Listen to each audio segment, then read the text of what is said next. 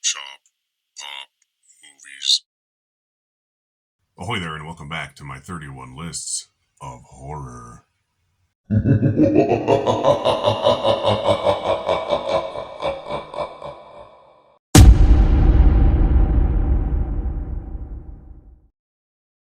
Ahoy there, my name is Derek, the Convicted Cinephile, and if you're a convicted cinephile yourself, please like, share, and subscribe to the channel down below. On my channel, I like to talk, shop, and pop open, that is, movies and physical media. And today is yet another 31 lists of horror entry, 5 recommendations from my personal collection, this time in the category and or subgenre of remakes. Yes, 5 fantastic horror remakes. Boo, remakes, right? Not all the time.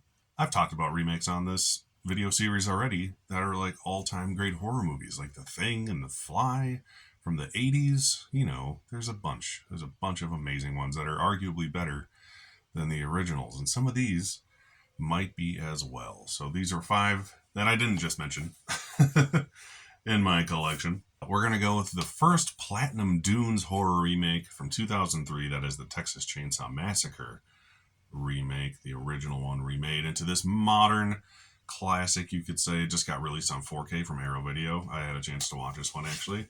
I hadn't seen this for the first time in at least a decade. I used to have it on DVD. I never owned it on Blu-ray. That's why I jumped to get this finally. I really loved it when I saw it in theaters. This was the first Texas Chainsaw Massacre movie I ever saw. I saw it before the original one. I actually went from, we had an old movie theater in downtown Minneapolis. I was in school and I'd have a 4-hour break between classes, so I'd walk through the Skyway downtown to the movie theater and kill for the 4 hours in between. Sometimes I'd watch movies and I'd just walk around. So I went directly from seeing Texas Chainsaw Massacre for, I think, the second time in theaters, because I worked at the theater at the time too. So I had already seen it.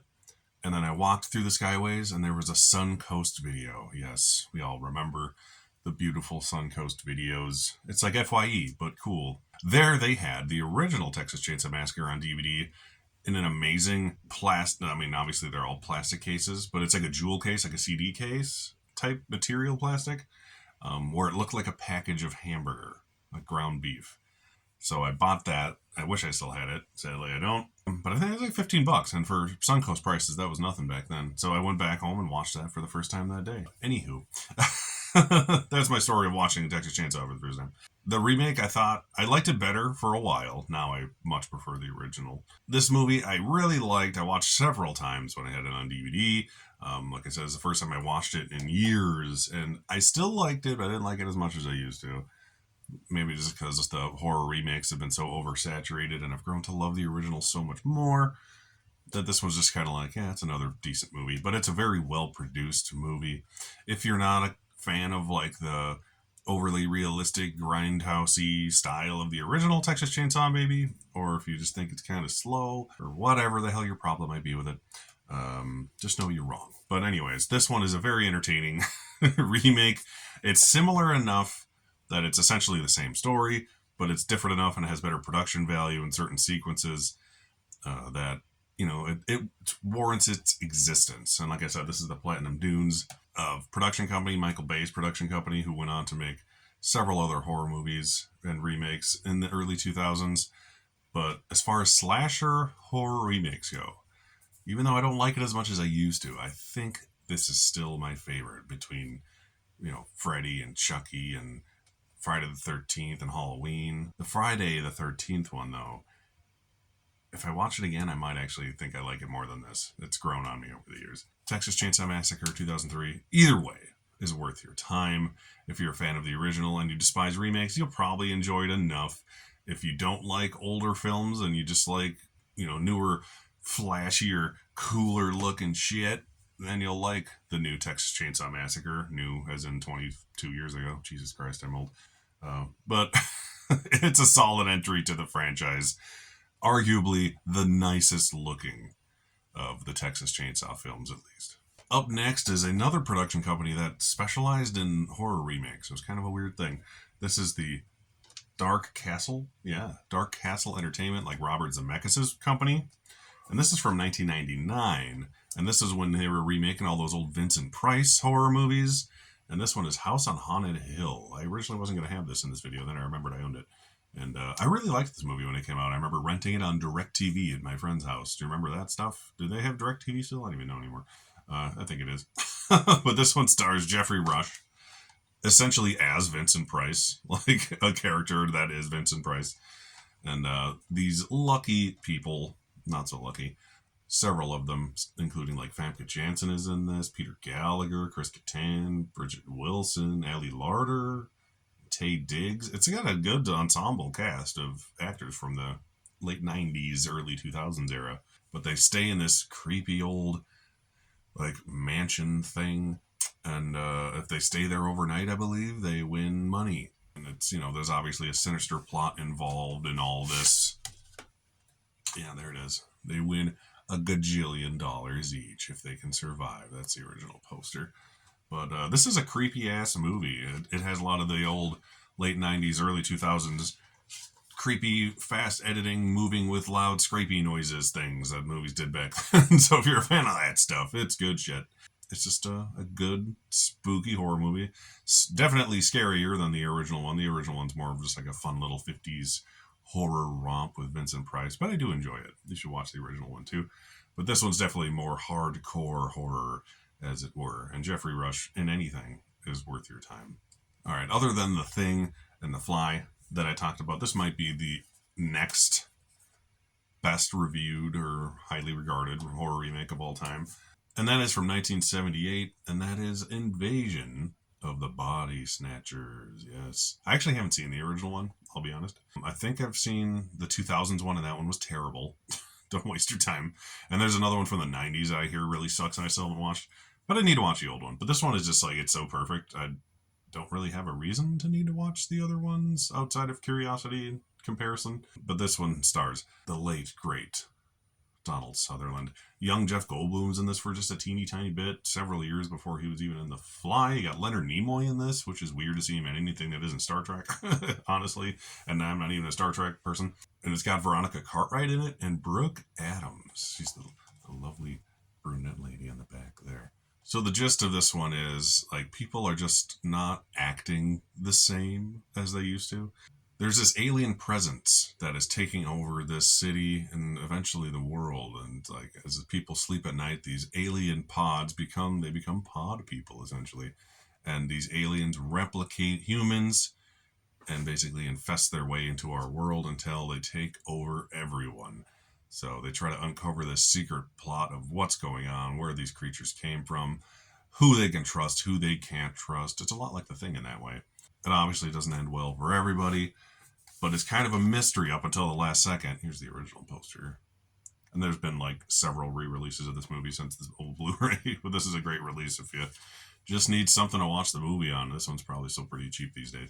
It's a good one. I just can't talk it up enough. It's one I have seen several times. It doesn't get much better as far as remakes go than Invasion of the Body Snatchers. All right, another more modern remake, even though it's over 20 years old now. God help me. And it's the best Zack Snyder movie far and away, and that is Dawn of the Dead from 2004, written by James Gunn, famously. Yes, they can work together. They're buddies. And it definitely has that James Gunn humor in there, and it's got a lot of cool Zack Snyder action, but before he got too big for his britches, as I say, where he actually had to be reined in slightly by the production company. But his style is there, and there's the right amount of it. It's not too Zack Snyder is everything else he ever made after this, in my opinion.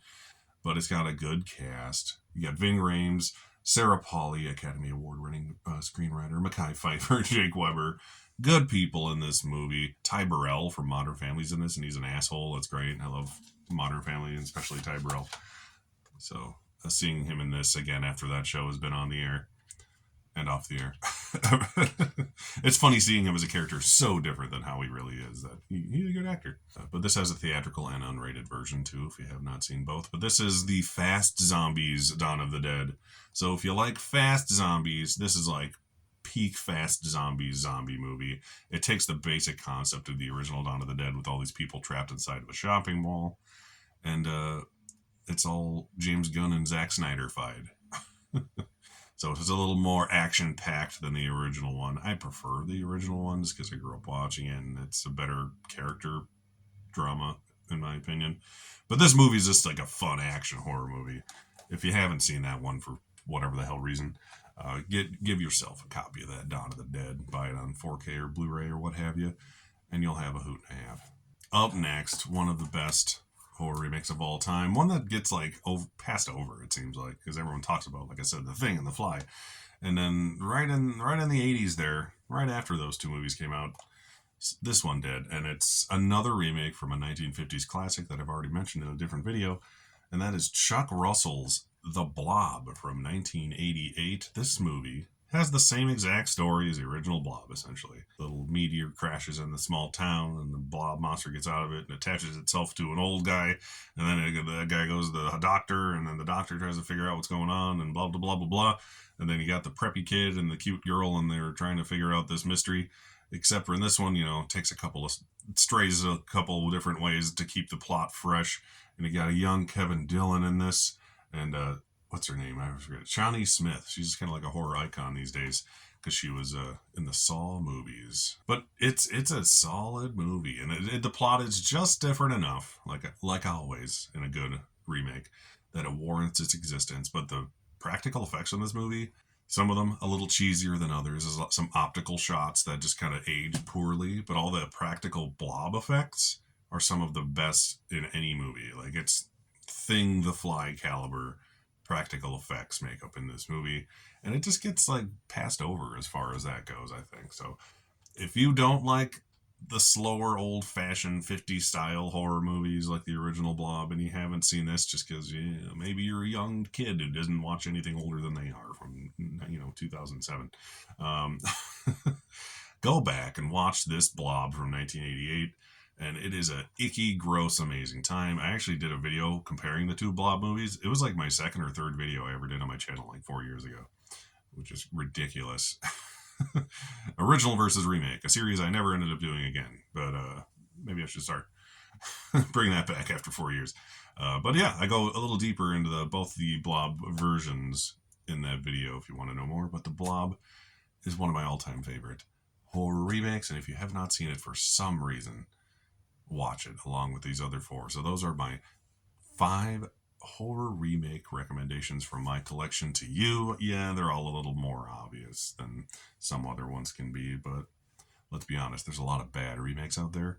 So finding 5 of them that I haven't already talked about, it's kind of a stretch, let's be honest. So once again, my name is Derek, the Convicted Cinephile. Please like, share, and subscribe to the channel down below. Thank you for watching, and I'll see you next time. Thank you so much for watching, everybody. Don't forget to like and subscribe to the channel, and channel memberships and merch are available on TeePublic and Spreadshop stores.